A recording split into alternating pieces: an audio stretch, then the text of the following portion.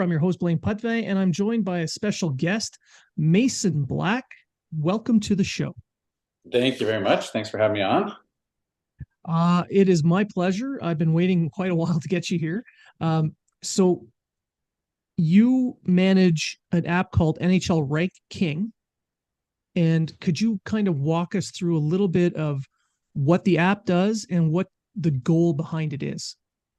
Sure, absolutely. So I developed the app probably, I'm going to say 7 or 8 years ago. It was actually the whole reason. I won't get into the deep dive into how it was created or anything, but as a high school teacher, I was asked to take over a computer science class and to teach kids how to create apps. So I figured I better learn that myself, and wanted to do something that was inside my interest, which is hockey and fantasy hockey. So really, almost everything that we talk about today, just remember that it's coming from a fantasy hockey perspective. But obviously, with success in fantasy hockey comes success in real life. So yeah, I developed an app. It was supposed to start out pretty simply that it would create rankings for the average user of fantasy hockey analytics and things like that. So really, it started with a little game you may have played when you were a kid called Who'd You Rather? And it would give you two NHL players or two NHL prospects, and you just have to choose which one would you rather have on your fantasy team. And then since that time, it's actually evolved into so many different other avenues. So basically, when I found a need for myself that wasn't already out there or easily accessible, I would build it into the app, even things like starting goalies, line combinations, and whatnot. And it's really taken off into the prospect realm. So it's kind of my passion too in fantasy hockey. I think in order to be successful in fantasy hockey, especially in dynasty leagues, you have to know the prospects that are coming up and who's going to be successful, and maybe you can find those hidden gems. And I think the Habs prospect pool is a testament of some of those guys that might be on their way. So that's how it started. I then created, just for myself again, a stat called PNHLe. And what it does is it really looks at predicting a prospect's point potential in their prime years if they make it into the NHL. Doesn't evaluate how good a player is, doesn't evaluate the probability of success that the player is going to hit that potential, but it just says based on historic NHL values, guys that are playing currently in the NHL, when they were the same age inside the same league, how many points would they project to getting while they're playing inside the NHL? So it kind of looks backwards and says, okay, we know that player X is playing first line minutes on a team. He's getting first power play time. Let's take a look at what he was doing in the queue 5, 10 years ago. And then can we find similar players that match that production? So it really takes a look at production, the age of a player, and that age is broken down over the course of an entire year. So that means, let's say, for instance, a draft eligible player that is the oldest in his draft class is actually calculated much differently than the youngest player inside the draft class. It also takes a look at the position they play, defense versus forwards, and of course, the league that they play in. So each year is independent of one another, which means you never want to take a look at PNHLe as a static value, as a single season. You want to take a look at the trend line over time to see the projection of a player, and that gives you a better idea of where they will fall. So it doesn't come without its warts. It's got some wrinkles in there that you need to watch out for. But if you know that those things are in there, then you can start accounting for that when you're evaluating prospects. Yeah, I've been looking at the stat that you've created, and I've been using it as part of a tool in looking ahead for some of these players. Just like any other tools, you can't build a house with just a hammer. You need different tools to finish the entire project. And I look at the advanced stats and the eye tests and everything to do with each aspect of those two items as different tools. So the more tools you have, the likelier you'll be able to suss out which one is a good prospect, which one isn't. And if you can actually win a few dollars at fantasy hockey, that helps. Absolutely. Yeah. No, I couldn't agree more. I think, yeah, like I would never look at just PNHLe as a stat to Yeah. try to look at how good a prospect is. but oftentimes what I'll use it as the very first point of reference. So if I'm, it's early on in the season and I'm seeing a prospect that's putting up near 100 PNHLe early in the season, that might be a guy that I'm going to throw on a deep roster and just let him sit and marinate for a little bit. And if he continues to hold that value, then it's gravy, because you pretty much picked him up for free, as opposed to using a really high draft pick on certain prospects that are probably going to have a high potential and high probability of reaching their potential. So I usually use it as just the first point of reference, and then I start digging deeper into prospect reports, scouting reports. I look at other models that other people have publicly placed out there as well. Now, it's primarily used with the fantasy hockey aspect of it, but as I mentioned, I use some of this to help me with my evaluation of players going from juniors to the NCAA up to pro, all the different as they go up. Now, before we get into the Canadiens prospects and draft picks, I just want to point out that even though you're wearing that hat, that Nordiques hat, I appreciate that you came on the show, and I really do enjoy the work that you've been doing. But it's the hat. I can take it off if you want. I just think, what? If Arizona's got to move, what better place? We've got a rink in Quebec City there.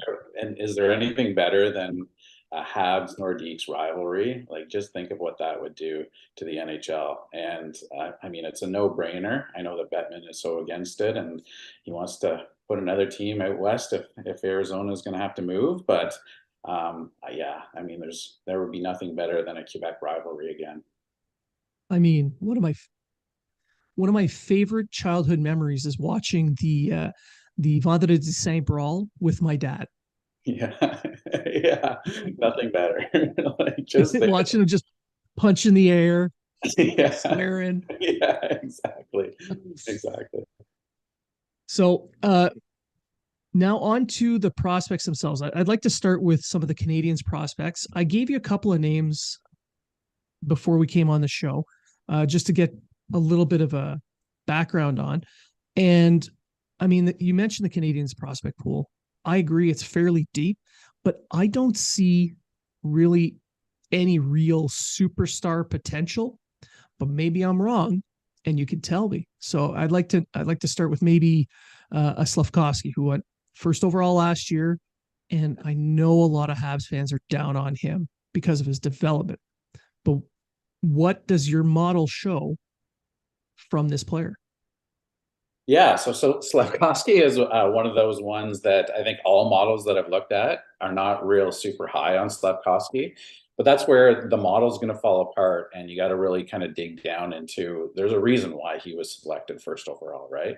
And you can just take a look at the year that Shane Wright's had, and how many people got that wrong, right? And maybe last year wasn't a super impressive draft year, especially compared to this year. But there's so much more to Slafkovsky that when he's going to be given that time to develop as a prospect, even if that development happens in the NHL, that it's going to take a little bit of time. He's going to be a dominant force, I think, in the NHL. Now, I should mention too that my prospect watching days are well beyond me with how busy life is. So when I evaluate a prospect, like I mentioned before, I'm looking at different models, I'm reading scouting reports and different things like that. But I have had a chance to see Slafkovsky play, obviously, at the World Juniors, in the Olympics, where he was absolutely dominant. Even the World Championship last year, I think he went over a point a game. Because he's such a big-bodied player, that he's mobile, he's got all the tools that are going to make him a successful NHLer. And I think eventually, if he can reach his potential, he's going to be a star in this league. And then if you start looking at the way that Kent Hughes is developing the system, right, and they're starting to build around these core guys, where he will be one of those core guys. But you also have other fundamental pieces: Cole Caulfield, Suzuki. What a smart move getting Doc last draft, that these guys, if they can gel together, are going to create just this dominant core moving forward. So I'm pretty high on Slafkovsky from just an NHL perspective. I realize that we kind of expect these guys to come in and, throw up 40, 50 points a season. Generally doesn't happen for rookies, even the top rookies. You can look at Lafreniere or even Jack Hughes, his first couple of years. A lot of people were considering him a bust, which is hard to believe. And then he throws 99 points this season, something like that. So I don't think you have to worry with Slafkovsky. Obviously, the injury kind of derails a bit of that development, but if you can be patient, it might actually help out for his next contract too, right? So when we're dealing with a hard salary cap, maybe it's not the worst thing to have a prospect take a little bit of extra time, develop the proper way, even in the NHL, and see that success later on. Yeah, I agree. A lot of people tend to look at the shiny new toy and think it's a complete project. They're ready to go. This is what they're going to be. When the kid just turned 18 before the season began. I mean, I know he's a huge kid. I ran into him a couple times, and massive kid. I don't know how his parents afford to feed him. But there he is. But he's still maturing. He's still growing, and there's a lot to learn when you go from playing a league in Europe to the best league in the world. There is a ton of difference between those two. So yeah, a little bit of leeway for him would be good. And it makes you kind of look at the other prospects and wonder, okay, how much time do they need? So guys like, for instance, Beck. I watched Beck this year in junior, and from what I've seen, he was better than Wright in the OHL this year. Did your model show anything around that? Yeah, so with Owen Beck, obviously he switched teams, right? So he started the year with Mississauga Steelheads and then transferred over to Peterborough, and obviously they're on their way to the Mem Cup this weekend, which is pretty phenomenal. So his value actually dropped over the course of the season. So I think he started with, I'm just trying to see, 59 with the Steelheads, and then he dropped to I think about 40 as a PNHLe. Doesn't look that great, right? You kind of mix the two together. 48 is where he lands if you average those two out or prorate them based on the number of games played. But I think that's a good spot. So my model predicts him, and based on his trend line, he's looking like a middle six player. And I think the important thing with Beck is that he can take on any role inside the organization, right? So you need a guy that fills in, there's an injury or something, you can move him up to the first line and he's not going to hurt you. But the thing that really steps out for me with Owen Beck is the fact that he is such a great defensive minded forward that's going to be his bread and butter in the game. There are very few players that come out of junior that already have that skill set. I think he could step into the Canadiens logo and excel next year as that defensive minded forward. And then over time, you're going to start to see him add elements to his game. That skill set, the offensive skill set, is going to start coming a little bit later on. If you get a chance to watch the Memorial Cup, he will start shutting down other teams' top players, and there's going to be a whack load of them on the 4 teams that remain. And it's going to go probably unnoticed by most people, but if you can focus in on him playing against the other team's top lines and noticing that top line is coming out of a game with maybe, a power play point here or there, but they're going to get shut down because of guys like Owen Beck. He I think, probably reminds me a lot of actually Phil Deneau. As a Blackhawks fan, he was a first round pick, and then obviously a brutal trade that brought him to the Habs and had a lot of success there, and obviously is continuing that in the Kings organization right now. But you can imagine if you have a homegrown Deneau coming up the pipeline right now, what an important piece that is, especially for playoff success. So oftentimes we think of just the teams that continue to push far into the playoffs. So I'm sure as a Habs fan, you probably look at the Leafs and just kind of laugh a little bit each year when they get knocked out, and the Yeah. success after the first round this year, and you could almost see the ticker tape parade being planned after they finally knocked out the Tampa Bay Lightning, move on to the second round, only to get knocked off by the Florida Panthers. But the Florida Panthers have those guys that are built for success in the playoffs, the Matthew Tkachuk's, the Barkovs. And that's the type of player that Owen Beck kind of reminds me of. And I'm not saying that he has the same skill set as those guys, but it's those intangibles that give teams playoff success. And when you have a guy like Owen Beck that can be placed in any position, power play, penalty kill, even strength, defensive zone, deployment, that's the type of guy that really does bring value, not just in regular season, but into the playoffs. And that is exactly the reason why Mike Oak, the GM of the Peterborough Petes, brought him into the organization. Those exact, the intangibles, the defensive game, the ability to take the game 200 feet from his own net, everything you just said is the exact reason why Mike Oak brought him in. And it's paying off. They're in the memo. They won the OHL title. They're in the Mem Cup now. Whereas Wright, they got swept in the first round. I'm not blaming him for Windsor's loss, but the lack of games that he's played and everything going around, however he missed the entire season, he's fallen behind. So I can see why a lot of people who have been watching these two players play have been saying that Owen Beck went from being a Shane Wright light to surpassing him. Mm-hmm. Yeah, and there's so the one thing I always watch for prospects inside the model is, again, you never want to take a single year at face value. Is you always want to see a trend line that is increasing year over year. That's happening with Owen Beck. Shane Wright has actually been declining year over year, right? And part of that is he comes in as an exceptional player. He's already a man before anyone else the same age, right? So that when he comes in, other players start to catch up to him over the course of time in the OHL. And now we're looking at him. And I still think he's going to be a successful player. I think he's going to eventually probably top out as like a very good second line center. There's nothing wrong with that. But at the same time, that's not the type of player you probably want to select at first overall. So I think that's a big part of it. And I think there's also, you remember the glare that he made to the Habs table, whether that or not that was actually true or not.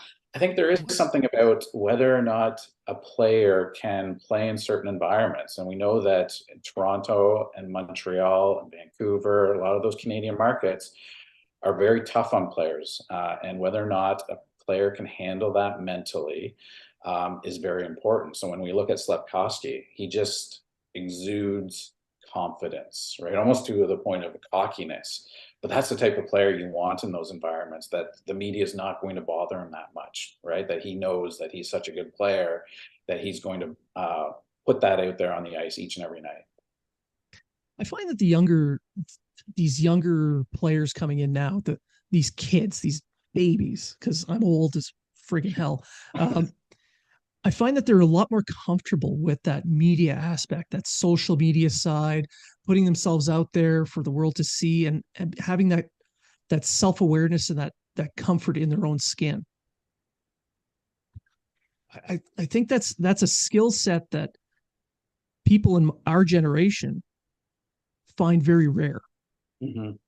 Yeah, absolutely. Yeah. And like, trust me, as a high school teacher, you see the interactivity every single day of how many students are on their phones nonstop all the time, right? Now, if you're an NHL player and you're 22 years old and suddenly you're looking on Twitter and all you see is your name beside a video of maybe a bad play you made the night before, how does that affect you, right? Are you able to brush that off?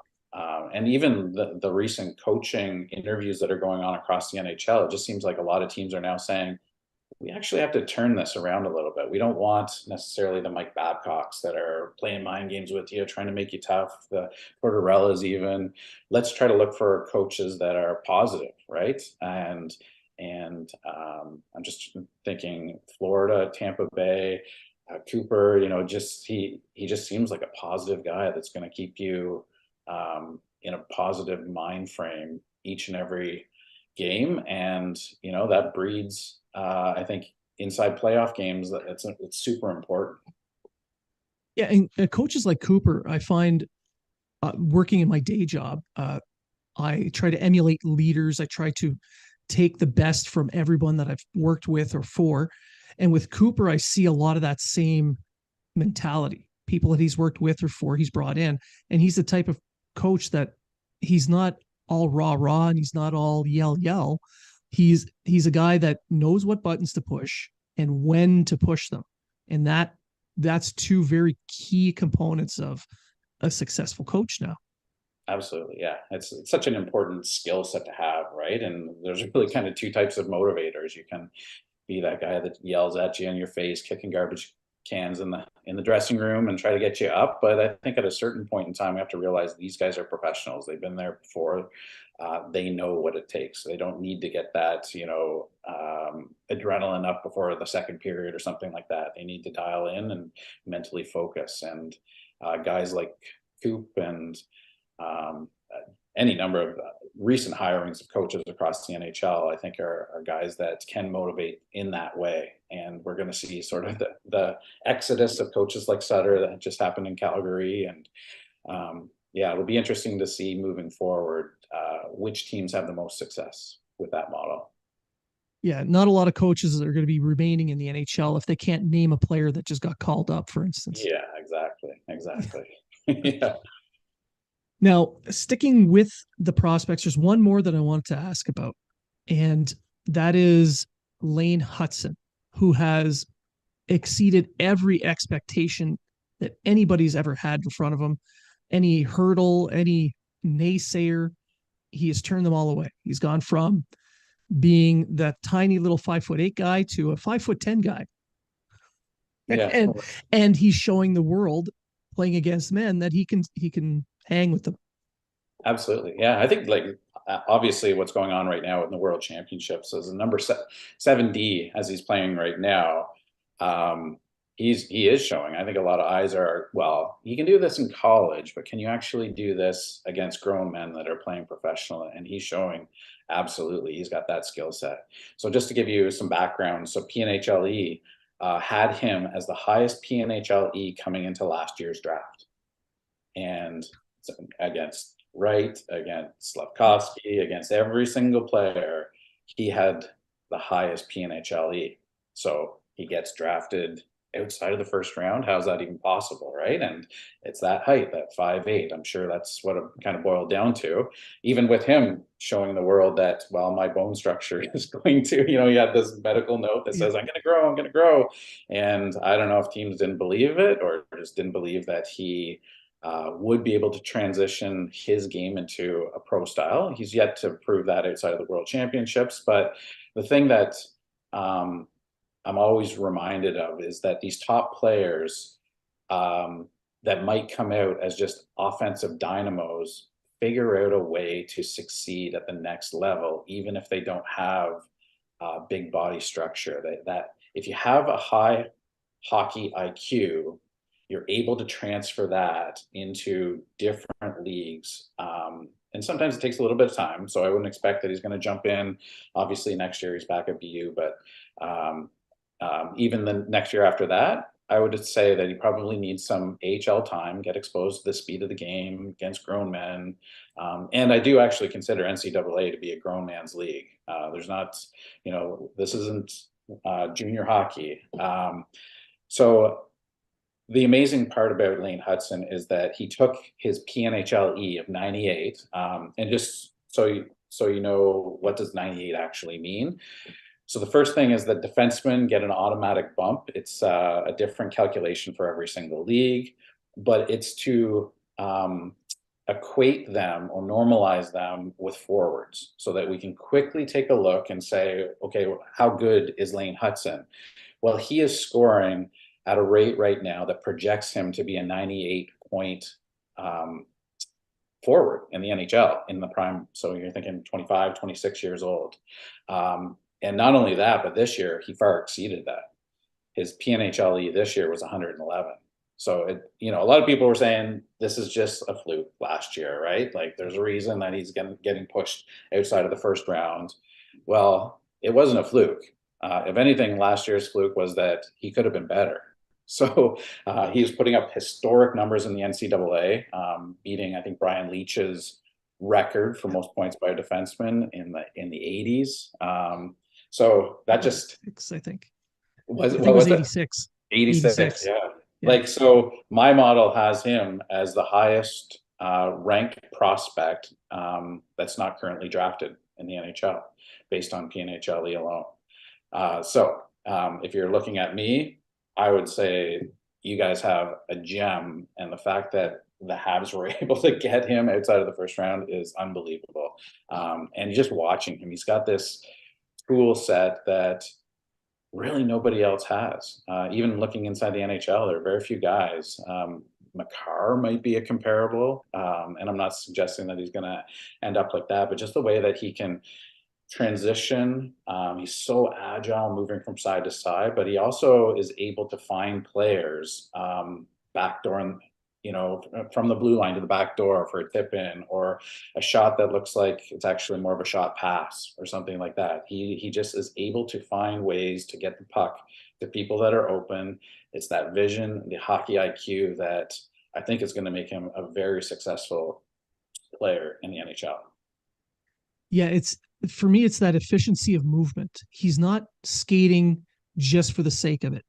When he makes a move, whether it be north-south or east-west, he's doing it to open up lanes, open up the defense, to create some kind of play, whether it be a lane to skate up into or to pass into. And he did it extremely well at the World Juniors. I covered the World Juniors for the Hockey Writers, and I watched every single game at that tournament. And holy cow, he started it off as the seventh defenseman, and then he worked his way into that top four, and he was their main power play guy. Yeah, it's for that reason.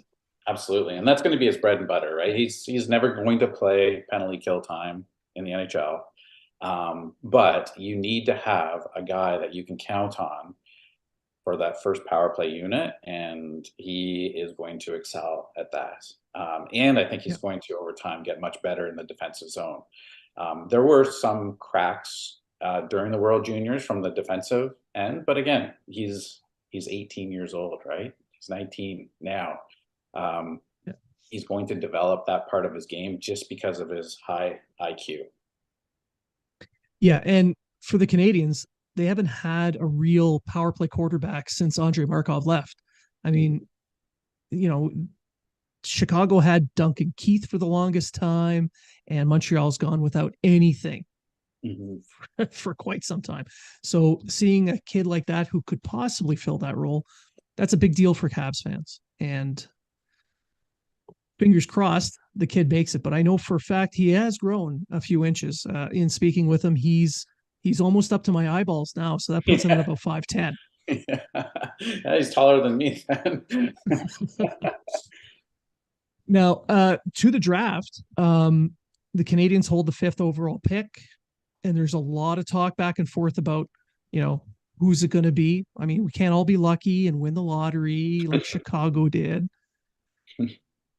Bastards. Anyway, but for the Canadians, the big debate right now is Michkov versus Smith versus Leonard. So with Michkov, we'll start there. What do you see from him using your model as well?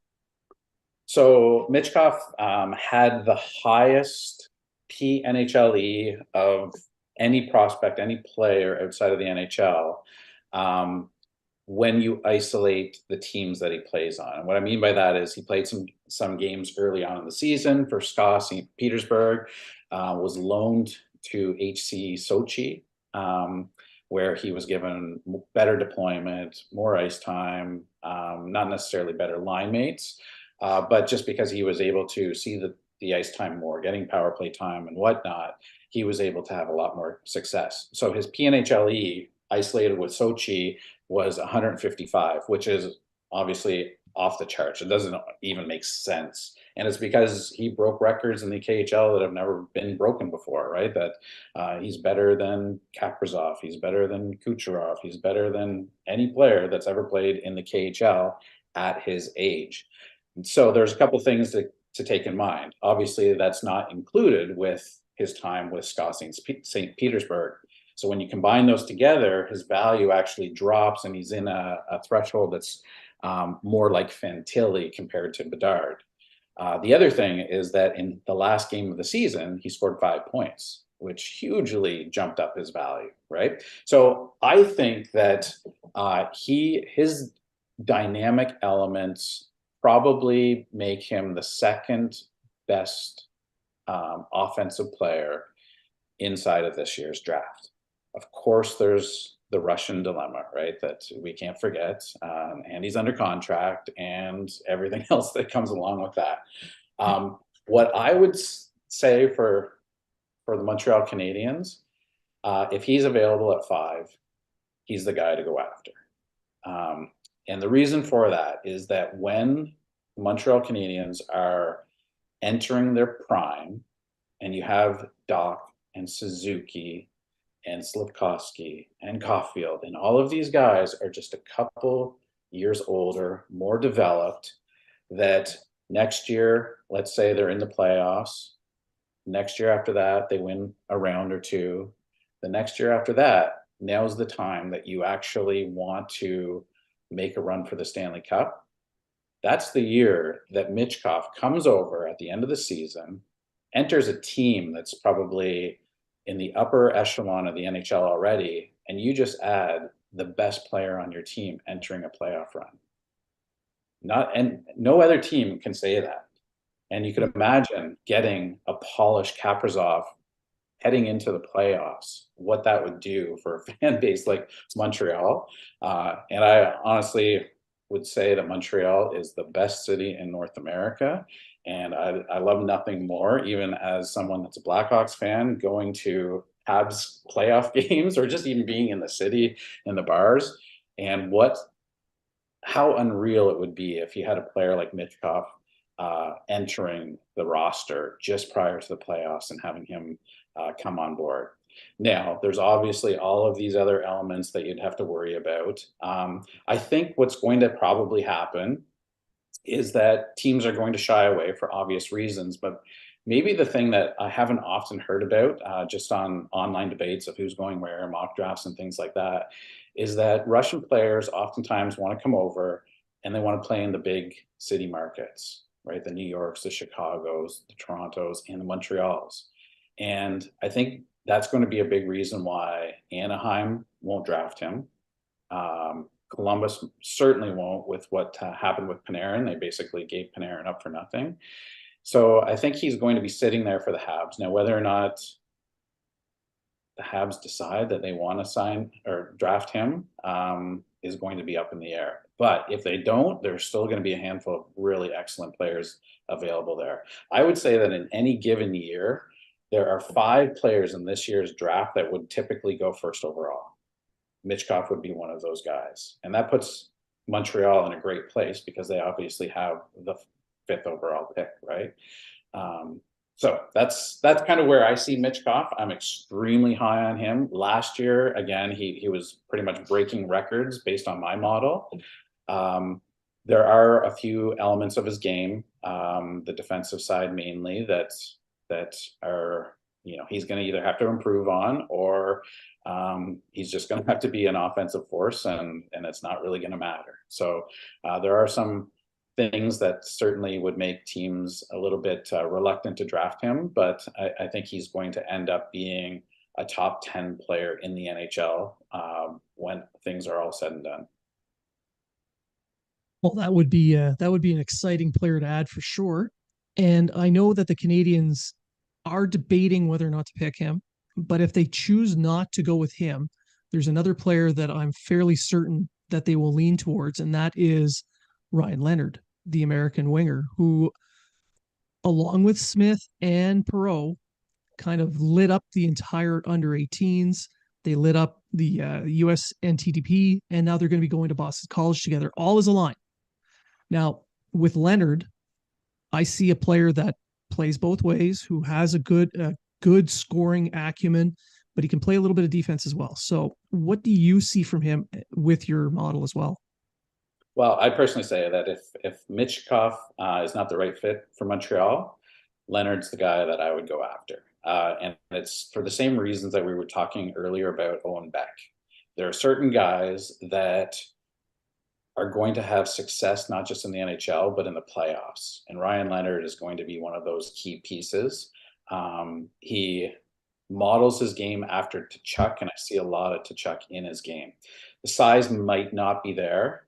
He may still have a little bit of wiggle room to grow a little bit more, but he plays much bigger. He plays like he's 6'2" or 6'3" on the ice. And just watching Matthew Tkachuk and what he's done in these playoffs and having fun doing it, he just reminds me a lot of Ryan Leonard. I think there are some of those intangible pieces that he is going to have a lot of success, and that success is going to come inside the playoffs. He might not be necessarily a point per game player regular season. I think he probably gets there maybe 1-2 times during the course of his career. But again, when you're hoisting Stanley Cups and you're raising banners, it doesn't matter how many points you put up in the regular season. So personally, for me, I have Ryan Leonard ranked extremely high. And it's not like my model's not extremely high on him. It's just the other things that I've seen from him. World Juniors, just watching some of the games, excuse me, from the development program against NCAA teams. And there's just so much to like about his game. Well, it'll be interesting to see what happens. And before I let you go, there's a couple of 2 more questions, and they have to do with the Blackhawks, at least tangentially. Can I interrupt you just for 1 second? Yeah. What are your thoughts on Will Smith? Everything that I've posted, I've done a couple of just mock drafts out there, and so many Canadians fans have said Will Smith is the guy that Montreal will take 100%. I don't think he's going to be available. Although if he were, I would love to see him drafted by the Canadians.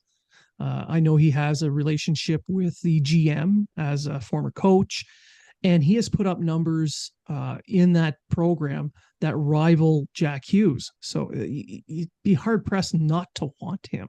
Absolutely. Yeah. Yeah. I was just curious. Yeah. I mean, and that's the thing, right? There's so many of these guys that are out there that I know it's not great when you see the Blackhawks win the draft lottery. And honestly, when I was watching it, I didn't think there was any chance that the Hawks were going to win. Yeah. But I think the 5th place is going to have an easy decision when it comes time to draft someone. So I think there's just going to be so many good players. Maybe it is a harder decision, but I think Montreal is going to probably there's always one guy that kind of jumps out of nowhere, right? It could be Zach Benson, maybe goes in top 4 this year, that I think has dropped down draft boards recently, and not because of his own personal play. I think it's just so many other guys have jumped up due to the recent U18 tournament or whatever it is, right? There's always some consensus public ranking systems that seem to kind of feed off each other. But I think there's going to be a great choice that the Habs are going to walk away with an absolute superstar this year.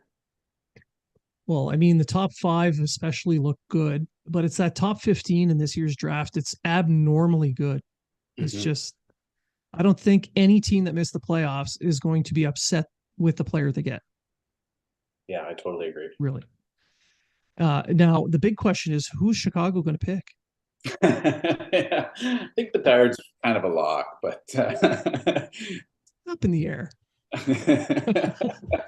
Yeah, so his PNHLe, I can't remember. I think it was about 150. So again, yeah, Michkov was 155. So Bedard, and the crazy part about it is Bedard's PNHLe consistently rose over the course of the year. He actually had a bit of a slow start that probably not many remember.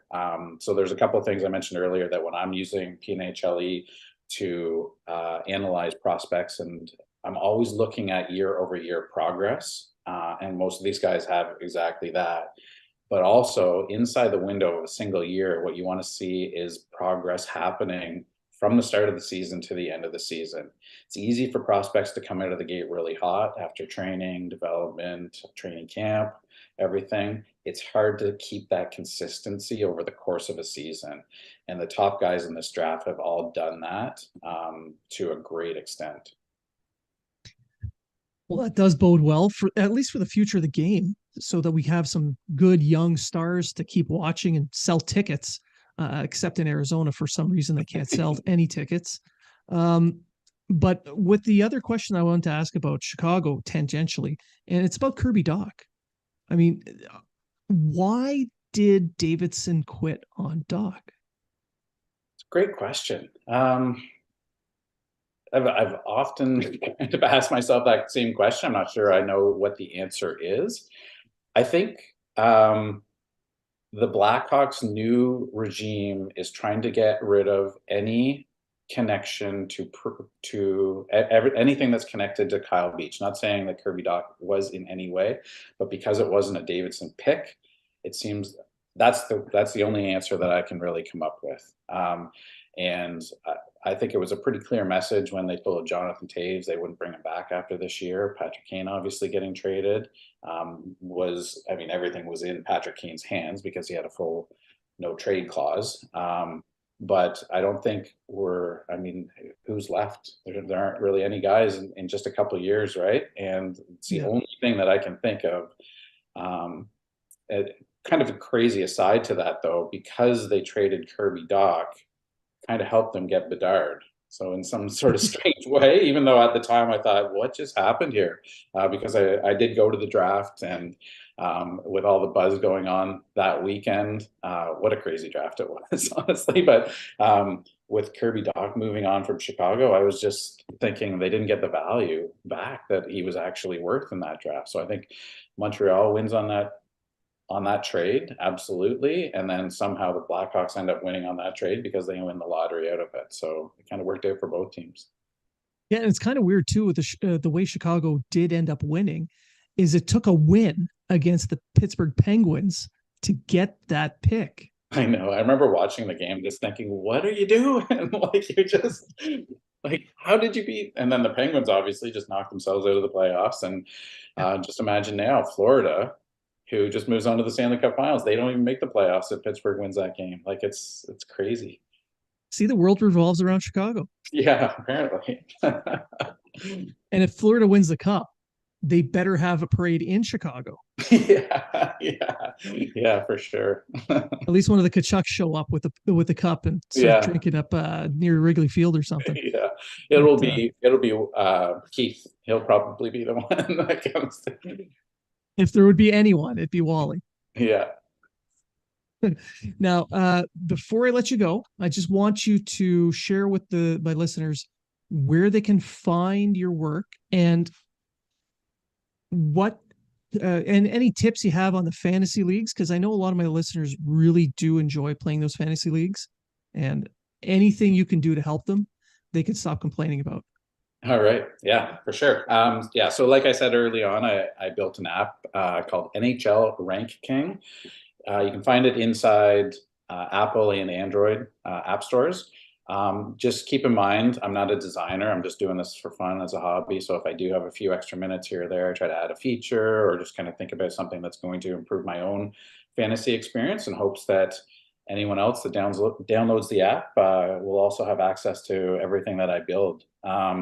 So there's that. I mean, there's rankings, forward rankings, defense rankings, prospects are all broken down by position as well. The people that use the app actually contribute to it. So every time that they're playing these games inside of the app, it's actually affecting the rankings. So you can see players adjusting up and down inside of that by playing games like Who'd You Rather. Last year, the year before, I added a feature for the draft. So if you want to go in there, you can actually take over the Montreal Canadiens for the first round and get their 2 picks this year. And when you draft a player, you can actually go in and take a look at PNHLe charts. You can take a look at all their stats from previous years. It's connected to elite prospects and dauber prospects. So there are scouting reports attached to it. So it's kind of a one-stop place for all of your fantasy needs, I guess. So as long as you can overlook some of the graphic design flaws that not intentionally I put in there, but yeah, I think it's, I mean, I use it all the time, so I'm pretty biased, of course, but lots of great feedback. And yeah, it's there. You can follow me on Twitter at NHL Rank King. I try to post something each day if I have time. Things have been a little crazy busy recently, but hopefully things will slow down towards the draft and we'll get lots of great content out there. So yeah, I appreciate anyone that wants to download it.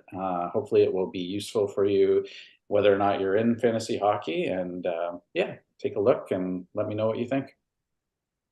Well, personally, it's helped me win a couple of fantasy leagues. So I highly suggest to others to download it and give it a shot. It has given me bragging rights at work, which is a huge deal. It's worth way more than money. Yeah. Especially around the crowd I work with. They're incessant. So yeah, I highly encourage everyone to go and download that.